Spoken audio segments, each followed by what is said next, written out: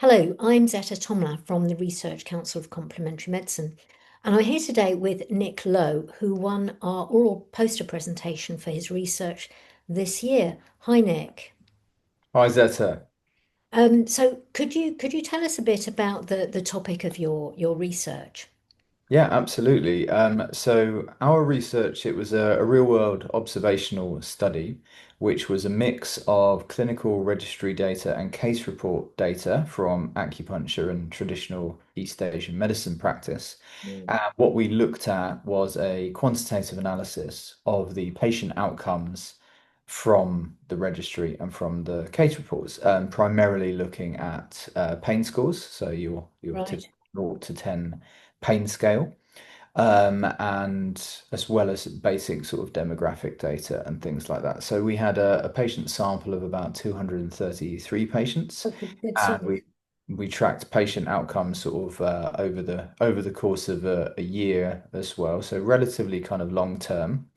Um, and generally, the trend we saw about a 44% decrease in pain intensity from about week 8, and those improvements seem to be sustained into the long term, which was really good to see. So, sort of overall, our study found positive associations Yeah. in reductions with pain associated with acupuncture and traditional East Asian medicine as it's practiced in the real world. Patients reported that the main health complaint that they came for treatment for, just about almost 90% of those people Yeah. reported that their main health complaint had got at least minimally improved. And then we also had some overall global health and well-being scores, which generally we saw a modest improvement in as well. So, did you have any idea what kind of pain people were dealing with, or were there specific areas that came out as ones where people were coming to you for that sort of area of pain, or was it really very broad based? Yeah, good question. So exactly as you implied, it was pretty broad based. This is Yeah, general practice type of setting. So we recorded the main health complaints using the International Classification of Primary Care yeah, 2 codes. So these are kind of quite useful codes actually for pragmatic research. They're yeah, designed for like GP yeah, practices. yeah, So yeah. they're quite suitable for acupuncturists to tend to see like, quite a mix of things, primarily musculoskeletal pain, which was Yes, the majority of our patient population, but other kinds of pain as well, so kind of neuropathic pain and things like that. So for one of our inclusion criteria, they needed at least a baseline pain score of something. But other than that, it was quite broad. And, because our study is fundamentally observational study design, the goal is to just explore and see what the data looks like rather yeah, than constraining our inclusion criteria too yeah. much. Well, and the more breadth you've got, the better, isn't it, with this sort of thing? Exactly. So we're aiming at, trying to aim at, kind of a big broad data set and a lot of external validity, ideally. Were there any surprises that came out of it? I mean, maybe there weren't. I'm just curious. Good question. As for the quantitative analysis, the demographics, no real surprises. The Yeah, improvements in pain scores are pretty much as you would expect, consistent with previous research. I mean, they were good. They were at sort of the higher end of the reductions in pain you would expect to see.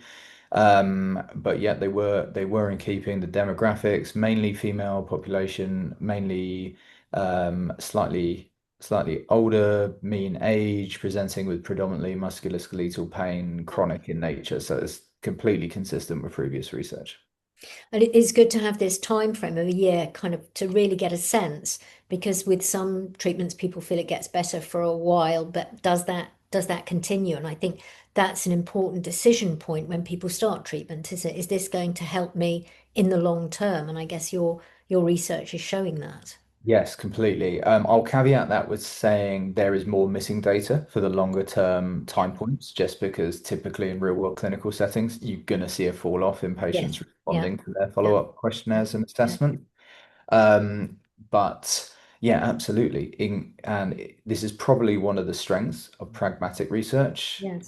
as opposed to randomized control trials. It's far more feasible to collect those Yeah. long-term Yeah. outcomes. Yeah. And if you look at the NICE guidelines, say for acupuncture and chronic pain, one of the things they called for in future research is they want to know the long-term Yeah, outcomes. yeah, yeah. That's Well, what I they mean, if they're going to invest, they need to know that it is worthwhile in the long term, don't they? completely. So I kind of think studies, even though it's not a randomized controlled trial, data from kind of pragmatic research like this, which is pretty robust, Yeah, good methodological quality from a clinical registry where the patients complete their scores themselves, yeah, yeah, is, can inform those estimations, I yeah, believe. yeah, And it would be yeah. interesting to see if NICE will be open to looking at pragmatic data sources to fill in some of those gaps, at I least think to get a it's preliminary important assessment. now, isn't it, to Yeah.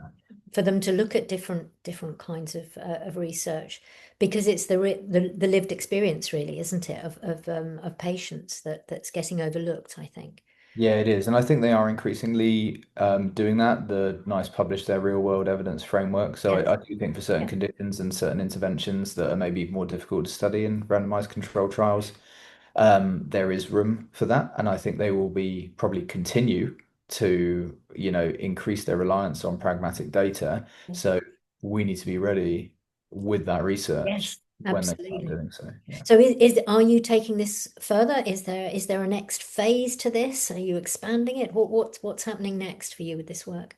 Yeah, absolutely. So this is part of the Pragmatic Data Analysis Project. This is an international collaboration between researchers in the UK, the US, and Australia. And essentially, the whole goal of our project is actually to study complexity, the complexity inherent in real-world clinical practice. Mhm. So going forward, we want to look a lot more in depth of associations of these associations. Do people, chronic versus acute? Are there differences in outcomes there? Are there any differences in the amount of comorbidities or medications Yeah, people are taking, whether they had lifestyle advice given to them as well as treatment, other treatments they were doing, other factors in their lives that may have been influencing outcomes either yeah, positively or negatively, if there were any relationships in terms of treatment dose and frequency, yeah.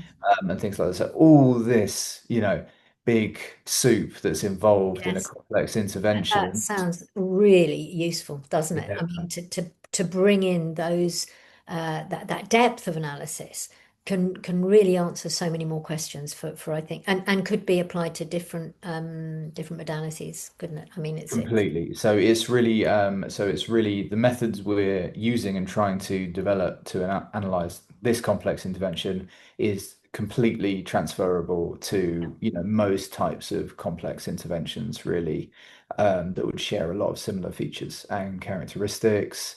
So the good thing is case report data is quite rich, actually. A published case report has quite a rich narrative data. It's got a lot of useful qualitative information to it. And the same with the registry data, which is collected at point of care. You've essentially got all yeah, the clinical notes and records for these patients in quite a standardized format. So it's really useful.